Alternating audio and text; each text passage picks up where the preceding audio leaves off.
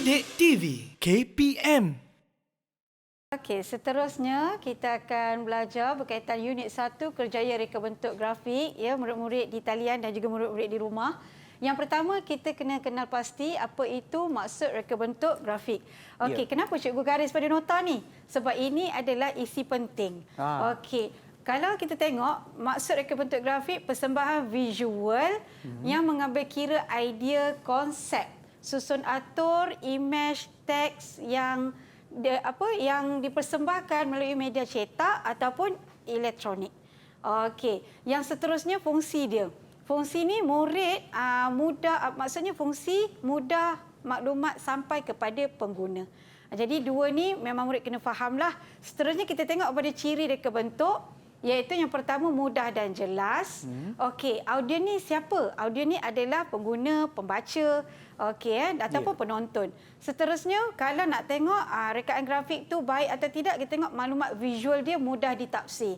So reka grafik ni mesti menghasilkan rekaan yang mudah pengguna faham. Okey, nombor 3, mampu mendorong interaksi aktif antara pereka dan pengguna. Nombor 4 iaitu maklumat disampaikan secara kreatif dan juga menarik. Okey, kita pergi ke slide yang seterusnya iaitu bidang reka bentuk grafik. Okey, so Izzati boleh nampak ke depan ni? Boleh cikgu. Okey, terima kasih Izzati. Fokus sangat tu. Okey, jadi bidang reka bentuk grafik yang pertama iaitu bidang periklanan. Okey, kalau dekat sini kita tengok dia ada penggunaan dan juga sumbangan dia. Sumbangan dekat bahagian bidang periklanan ni ialah mempromosi jualan, meningkat keyakinan.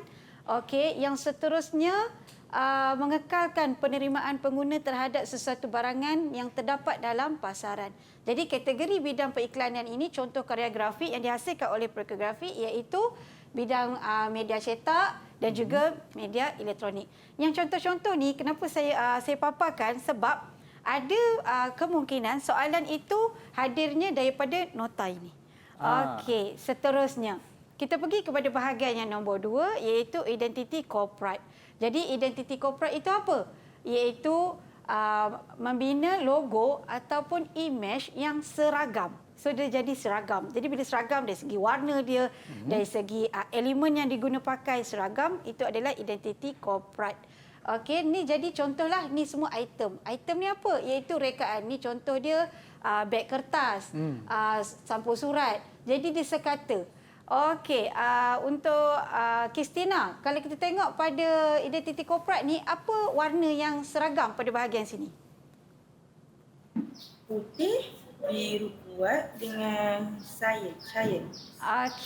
Okey. Jadi warna yang dominan adalah warna biru dan juga warna biru pekat. Okey, seterusnya kita tengok kepada bidang reka bentuk pembungkusan. Iaitu pembungkusan itu apa? Iaitu memberi maklumat barangan dan perkhidmatan, seterus menjamin kualiti barang dan melindungi barang daripada sebarang kerosakan dan akhirnya sekali iaitu memudahkan kerja penyimpanan. So yang ini adalah contoh rekaan produk. Okey. Kalau yang ni kita tengok apakah bahan dia, iaitu mungkin daripada kertas, daripada plastik. Dan ciri pembungkusan rekaan itu juga mesti mudah dibawa dan bungkusan berwarna nak menarik perhatian pengguna. Okey, seterusnya. Okey ke anak murid di talian? Okey.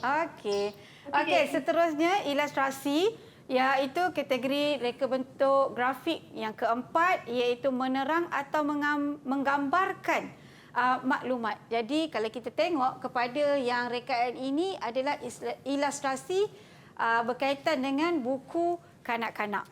Jadi ilustrasi ni dia boleh menarik minat pembaca untuk nak baca. Kalau kanak-kanak tu tentulah kita akan guna warna-warna yang menarik. Okey, seterusnya penerbitan meja. Okey, penerbitan meja ini kalau kita tengok apakah sumbangan dia ataupun fungsi dia membantu menjelaskan sesuatu kandungan dengan menarik dan mempunyai nilai estetik. Apa itu nilai estetik? Iaitu nilai yang yang dia boleh kita hargai. Ataupun dia kalau contoh kata risalah berkaitan dengan pelancongan, dia ada nilai kebudayaan di dalam risalah tersebut. Okey, jadi di sini ada contoh dia iaitu majalah, korporat, buku, buletin, risalah, surat khabar. Jadi ini penerbitan meja. Okey, semua ini adalah daripada dalam buku teks. Dan seterusnya yang keenam iaitu antara muka pengguna. Okey, antara muka pengguna ni kalau biasa yang kita tahu iaitu interface. Ya. Okey, jadi kalau kita tengok situ apa fungsi dia ialah menjadikan perisian dan aplikasi lebih mesra pengguna. Yang ni memang banyak sangat sekarang kan kita gunakan sejak selepas COVID-19 ni.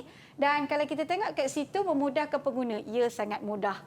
Okey, itu telefon kalau kita tengok mudah difahami dan gabungan teks dan juga ikon, selalunya aplikasi ini kita mudah untuk pengguna faham. Okey. Jadi yang seterusnya kita tengok nombor 7 iaitu infografik. Infografik ni juga selepas pandemik ni sangat banyak diguna pakai untuk memudahkan pembaca faham apa maklumat yang diberitahu kepada pengguna. Okey, dan last sekali iaitu media baharu, iaitu menarik perhatian audien dengan lebih pantas. Media baharu ni dia lebih kepada reka bentuk interaktif. Dia ada animasi, audio, ilustrasi. Okey, jadi habis kat sini ada soalan bahagian A. Okey, soalan bahagian A boleh Mustafa untuk menjawab. Kita tengok soalan dia. Bidang jadual di bawah adalah antara bidang reka bentuk grafik, identiti korporat, ilustrasi, infografik. Padankan jawapan. Boleh Mustafa jawab? Boleh. Nombor 1 infografik, identiti korporat dengan ilustrasi.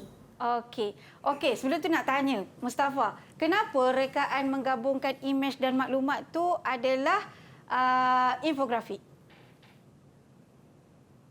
Boleh? Bagi tahu. Menunjukkan info.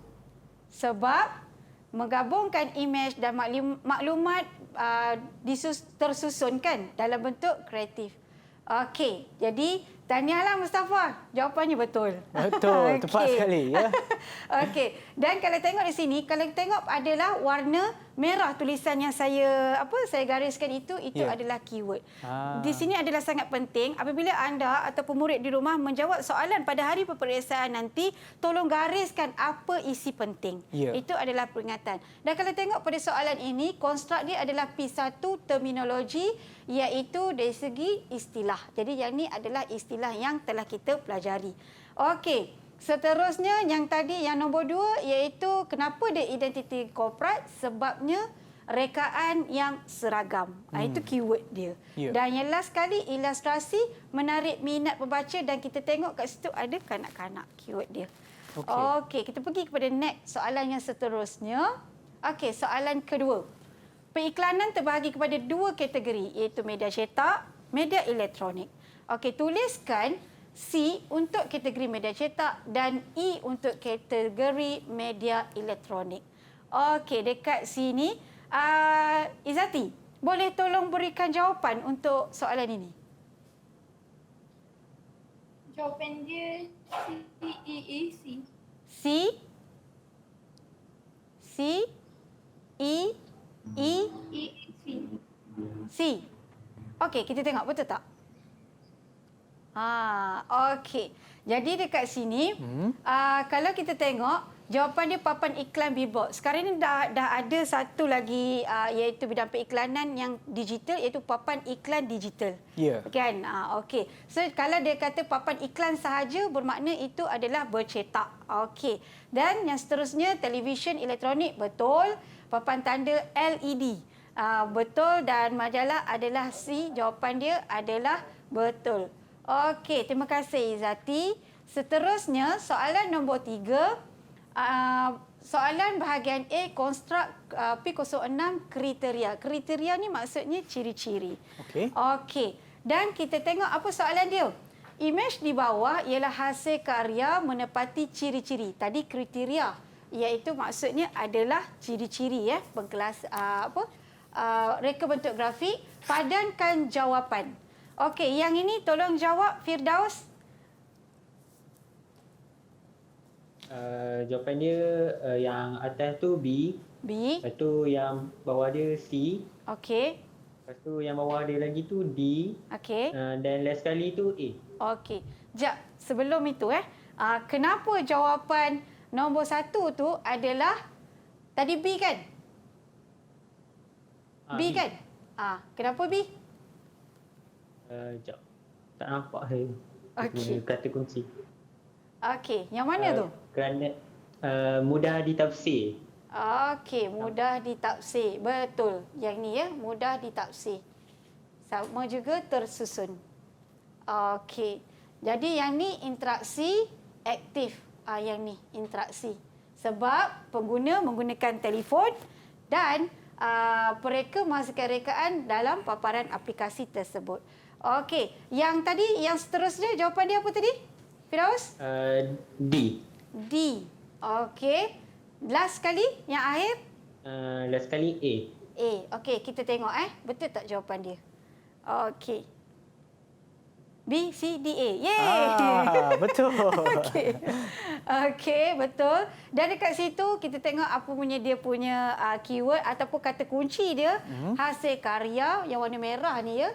Dan padankan jawapan itu adalah bahasa arahan. Apa murid kena lakukan. Ya. Kadang-kadang murid ni bila dia jawab peksa, dia nak main cepat siap, jadi dia tak tengok. Jadi lepas tu dia dah tak semak dan kecuaian berlaku dekat situ. Ya.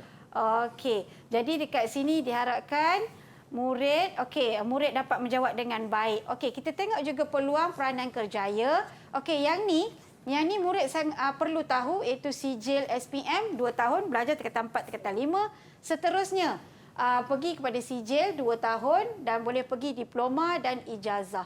Okey, ini pilihan kerjaya yang mana didedahkan kepada anak murid pelajar grafik. Okey, dekat itu pereka grafik, pereka halaman buku, pereka bentuk laman web, juru foto. Jadi dekat sini adalah paling penting murid. Okey, kita tengok yang tadi, yang ni murid boleh baca dekat sini dan kita tengok soalan. Okey. Okey, pereka bentuk. Okey, jawapan dia ni tadi Mustafa. Boleh bagi jawapan? Betul atau salah? Betul. Betul. Salah. Salah. Salah. Salah. Yang atas tu salah je. Salah. Yang atas sekali. Yang mana? Yang ni? Betul. Yang Betul. nombor 2 tu betul. Nombor 1 tu salah. Okey. Nombor 3 betul. Nombor 3 salah. Okey, betul. Ni? Nombor 3 salah je kot. Nombor 4 dan 5 betul. Betul, betul. Okey, ni tadi kita tak gunakan. Okey. So, kita tengok jawapan dia. Betul. Betul. Okey, jadi ni keyword dia juga ataupun kata kunci dia. Ya. Dan okey, dan dekat sini penghasilan portfolio. Yang ni sangat penting yang mana murid dihasilkan hasil kerja grafik dan akhirnya dia akan kumpulkan di dalam profil ini ia jenis konvensional. Okey. Jadi murid akan masukkan, kumpulkan dan nanti apabila pergi temu duga dan dia boleh bawa terus sahaja. Ataupun dia boleh ini antara yang dihasilkanlah oleh murid SPM tahun lepas. Alhamdulillah. Okey. Dan ini hasil dia lah semua. Oh, wow. Okey, ya. Ni. Ini hasil dia lah. Dan alhamdulillah dia telah mendapat peperiksaan punya keputusan A. Wow. Ya, okey. Seterusnya kalau kita tengok portfolio digital offline, kita guna format PowerPoint, perisian PowerPoint ataupun atas talian. Dan seterusnya, yang ini Mustafa ada buat, dihasilkan guna Google Site. Jadi yang ni kita tak payah bawa profil ni. Okey. Tapi terus saja bawa, bagi link dan boleh terus tengok. Sembunyi dalam talian Ego? Ya, saya. Didik TV KPM